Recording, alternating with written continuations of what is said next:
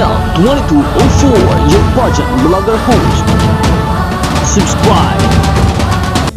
Magandang araw Pilipinas. Muli na namang nangingibabaw sa Alexi Brooks sa kompetisyon ng inauguration ng Reign of Filipinas 2026 kung saan isa siya sa pasok sa top 5 ng Reign of Filipinas Dandy Glow or Miss Dandy Glow with the partial and official votes as of July 28, 2026, 11:59 p.m.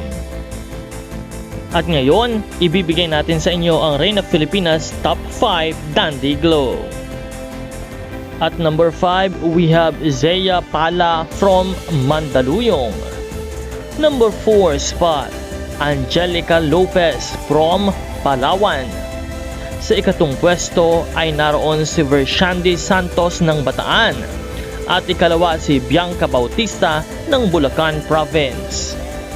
At syempre nakuha ni Miss Iloilo City Alexi Brooks ang number 1 spot sa botohan, kung saan ramdam na ramdam natin na patuloy ang suporta ng bawat Pilipino sa pagboto kay Alexi Brooks.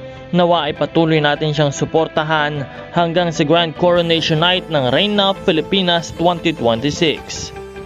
Patuloy po tayong magbibigay ng update tungkol kay Alexi, kaya huwag kalimutan na mag-subscribe kung isa ka sa mga supporters ng ating pambato. Maraming salamat sa panonood at magkita tayong muli sa susunod na update.